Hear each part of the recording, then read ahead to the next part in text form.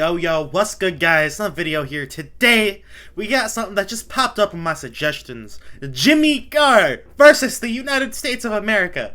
I'm gonna be completely honest with you. I have no clue what actually to expect, other than I'm American and I was curious. Either way, let's get into it. Before we do, subscribe, because if I had 100k, I will jump out of a plane. Also, leave me some comments of more people to check out, and give some comments you agree with the thumbs up so I know what you guys really want to be seeing. Videos, new people, whatever. Also, just real quick, I've seen some comments about the audio, so I tried to mess with it a little bit. Let me know how it is. Let me know if you guys are happy with it. Either way, let's go. They say travel broadens the mind, except with Americans, which tends to widen the arse. A lot of people quote the fact that only 10% of Americans have passports. Thing is, they say it like it's a bad thing. Yeah. No.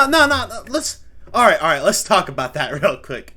Only 10% of Americans have passports, but do we really need to leave?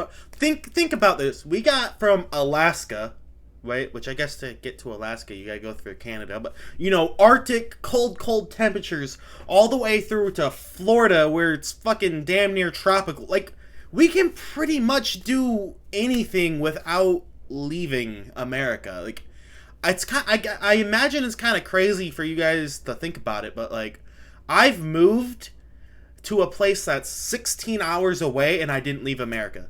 You know, like, I've moved cross country before, didn't leave America. It's wild. So it's just, yeah. Don't get the wrong idea, I've got nothing against Americans. Just one came up to me after a show a couple of weeks ago and said he thought I was patronizing. I said, well, I think you'll find that's pronounced patronizing. It means when you talk down to someone. Don't worry, I'm not being condescending. I'm far too busy thinking about important things you wouldn't understand. Also, please tell me this was filmed when he was in America. Like, seriously, please tell me that. Don't worry, I'm not being condescending. I'm far too busy thinking about important things you wouldn't understand. I'm not sure if you're aware of this. Did you know you're 10 times more likely to get mugged in London than you are in New York City? Really? It's because you don't live in New York City.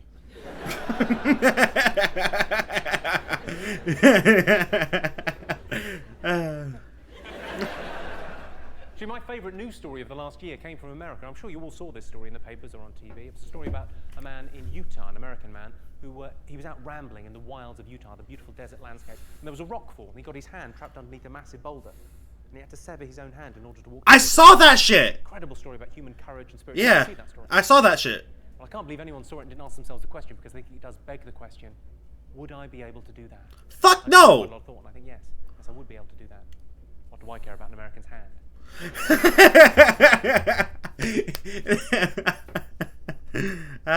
Alright, goddamn it, I'm fucking up. I'm talking over the video too much. But, yo, let's be real, though. Like, I've seen that news story. I know what he's talking about. Basically, the guy was out hiking, and I think he went up on a mountain, and then he was going down, and if I remember right, the boulder hit and, like, hit on top of his arm, and he couldn't move his arm.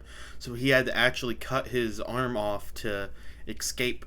So let me know in the comments, do you think you could do that? Because I'm going to be honest, I consider myself, you know, a fairly tough guy. Like, I got a decent pain tolerance and all that. Nah, bro, I could not do that. I'm going to be real with y'all. I could not do that. I mean, the question, would I be able to do that? I've given it quite a lot of thought, and I think yes, I would be able to do that. What do I care about an American's hand?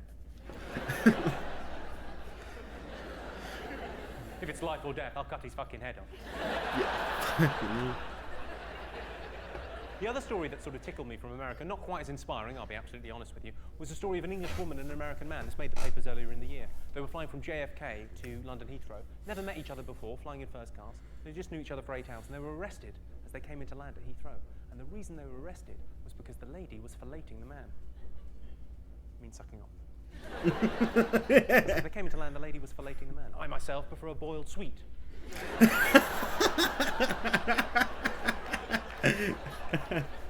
I just can't quite imagine how that happened. Presumably, at some point, she turned to him and said, "My ears are popping. Have you got a boiled sweet?" And he said, no, I haven't, but I've got an idea. You go to McDonalds? You might go with it later on. You might need a poo. Have you noticed how underneath McDonald's it still says restaurant? Who's that for? Who doesn't know what McDonald's do? And also, For real? Is it a restaurant? Really? Nah, I guess, but And you guys are a couple, right? How long have you been together? A year and a bit. Okay, so long-term relationship, year and a bit, you've been together. How annoyed would you be, madam, on a scale between 1 and fucking very, if next Valentine's he said to you, yeah, I booked a restaurant, yeah. Yeah, I spoke to the maitre d'. Yeah. Ronald, I think his name was. He was either the maitre d' or a 5-star general, because he had the whole bit, oh yeah. I've organised a table for 2 and he recommends the filet o fish. You'd fucking kill him, wouldn't you? Who doesn't know what McDonald's do at this stage? Yeah, for real. For 25 fucking years.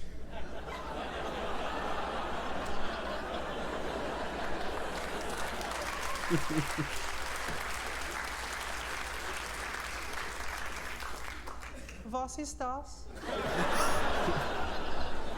Hamburger. Schnitzel. Schnitzel for the fritzer.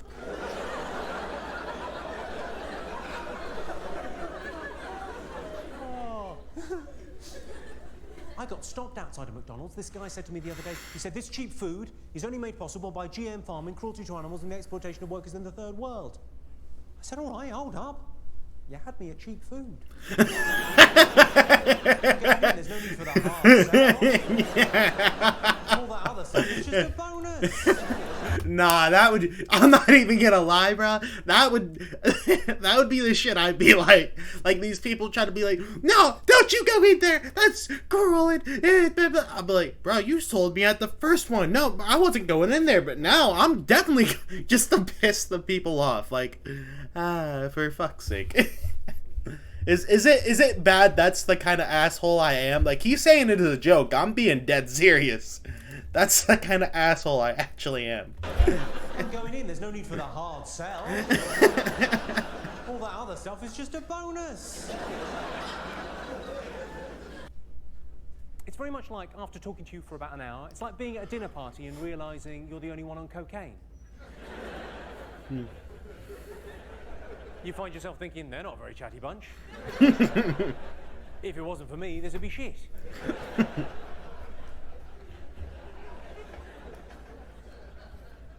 I was going to tell you a story about a gig I did recently. I did a gig for Mojo Magazine. It's a big, pop magazine. And did a gig, it all went well. I was doing their award show for them. They invited me on. They said, yeah, will you do our awards? I said, my pleasure, lovely. Lots of rock stars and rock chicks would be cool. There was the awards there. I was just doing sort of 10-minute stand-up to begin with. I told a slightly anti-American joke. I said, of course, in Britain, we've got to eat as much as you like restaurants, whereas in America, you've got to eat as much as you can.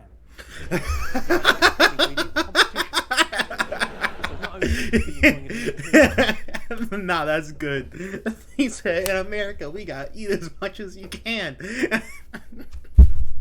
I know a lot of people, get, all in their feelings when they see people making fun of America and shit, but it's like, bruh, I don't know how the fuck you can get mad over it, because it's all jokes, and it's like, don't act like we don't fucking joke about the UK drinking tea and crumpets with their super long ass teeth and fucking long nose with their top hats and shit.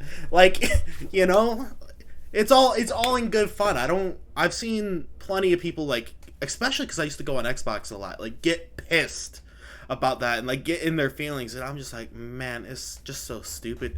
American joke. I said, of course, in Britain we've got to eat as much as you like restaurants, whereas in America you've got to eat as much as you can. You've added that important ingredient, competition. So not only could you be enjoying a delicious meal, you could be beating your personal best. That's low-key true, though. 3 pockets on the back of your jeans, you fat fucks. Nah, that's kind of true, though. Alright, in my hometown, there's this steakhouse, and basically, they have this thing, I forgot the details, but it's this massive, big-ass meal, a massive steak.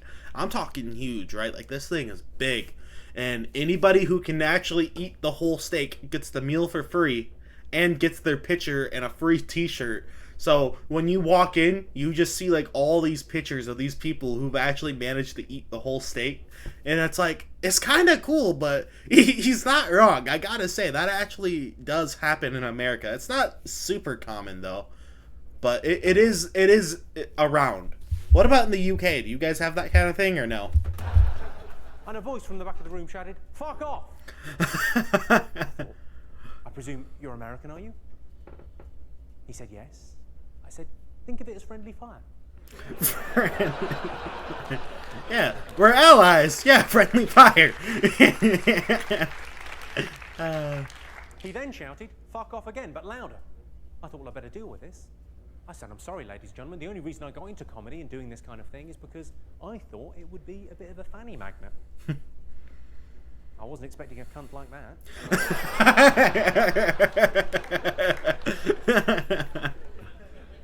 At which point, the editor of Mojo Magazine, who was sitting just down here, got up and looked like he was going to come around and pull me off. Not like that. That was funny, well done. No, you go ahead.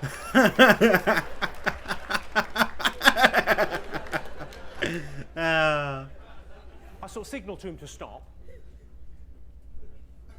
I signalled to him to stop. I said, I'm sorry, sir, it was a cheap shot. It's a bullseye, doesn't matter. And I apologise unreservedly, sir. I did not mean to. Well, I mean, the thing was, the line got a laugh, but then there was an audible, ooh. I thought, well, who have I told to fuck off? It was a guy called Anthony Kiedis. Who the fuck's He's that? the lead singer of the Red Hot Chili Peppers. Oh. And I'd noticed on the way in that he was on the cover of Mojo Magazine, and I wasn't. That's great. All right, now, please, I want to know, like, because I imagine a lot of these are just, you know, made up little funny stories. But, like, you also gotta imagine some of these shits are probably true. So I'm just imagining, like, you hire this comedian dude to, like, you know, go, you know, do some comedy for your magazine, right? Little do you know, he gets in an argument with the whole star of your magazine. Bro, that would be beautiful. I thought, this is a social faux pas of epic proportions. You know, and I thought, well, I better apologise unreservedly. I said, I am sorry. If I've caused any offence, I'm sorry. I did not mean to call you a cunt. I'm sure you're not. I'm sure you don't have the depth or the capacity to give pleasure. I said, comfortably, 4 minutes later, I was presenting him with a Lifetime Achievement Award.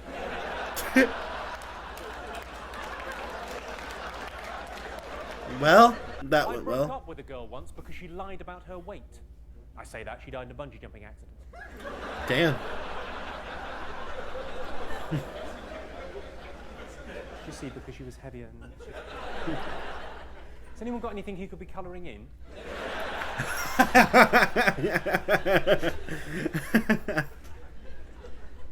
You look like some kind of surfer dude.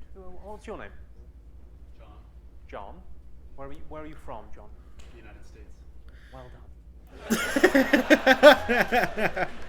John, do you know the difference between a British soldier and an Iraqi soldier?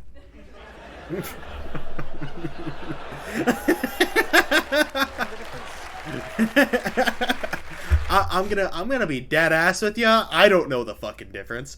I mean, because wait, no, that's like the secrets, like basically the equivalent of the, like, you know, military presidential guard. What I was thinking of with like the giant like hair hats and the red coats.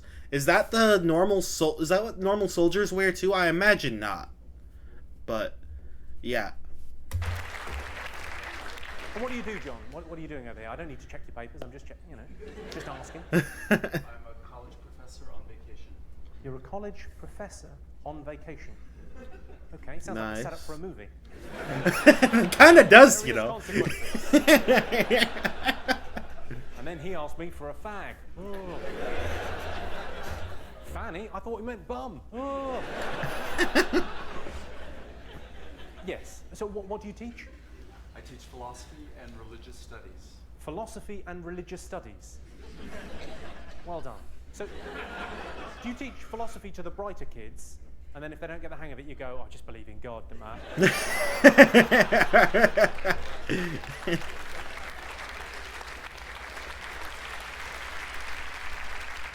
Is this racist? Do Chinese people have guess who?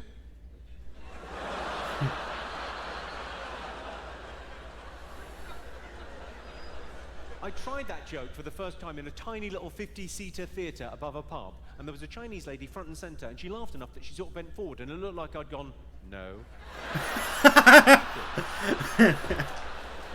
Genuinely weird.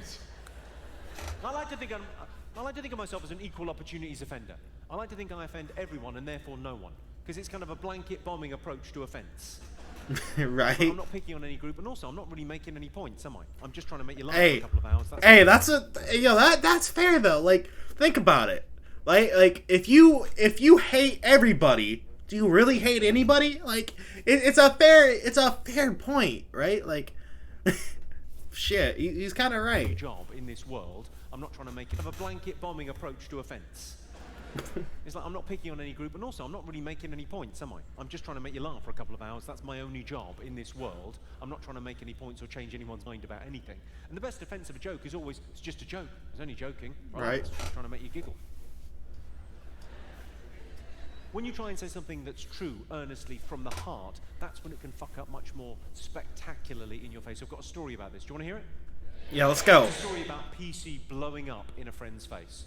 So this mate of mine, it's quite a long story, which is unusual for me, but it's a doozy, you'll enjoy it. This mate of mine runs a comedy club, okay, at a university. He's in his mid-60s now, he's been running it since the early 80s, it's a legendary club. Anyway, runs this thing, he's quite a right-on kind of guy. If there's a petition to sign, he's signing it and forwarding the email to me. If there's a march to go on, he's on the march. Very right-on, political, involved kind of guy.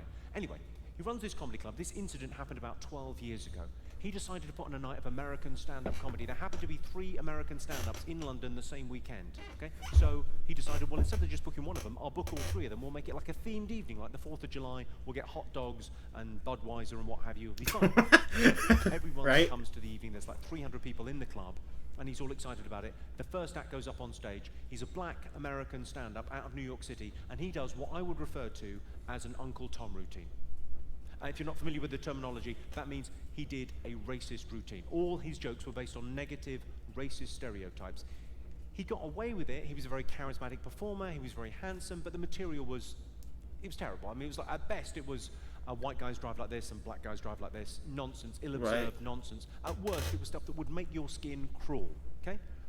He totally got away with it that night. He got a big round of applause at the end of about half an hour set, and he walked back to the green room at the club, and my mate went in after him, and he went up to him, and he said, I want a word. You'll get paid for tonight's gig, there's no problem with that, but you would not be welcome back at my club telling those kind of jokes. I think it's racist, I think it's wrong. I don't think it's okay for you to tell racist jokes just because you're a black guy. I think if anything, you should know better. I think it denigrates the struggle of the African American people, and you can never say that no one's told you so, because I'm telling you so right now. It's racist and it's wrong. And the comedian went, I agree. When you're right, you're right. But I'm the other black comic. I haven't been on yet.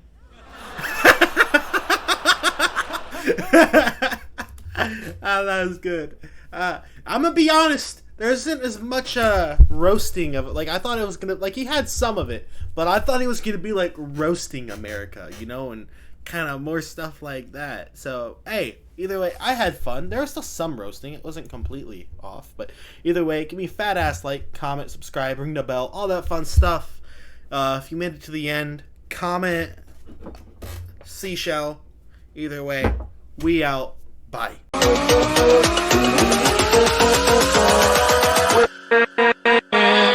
With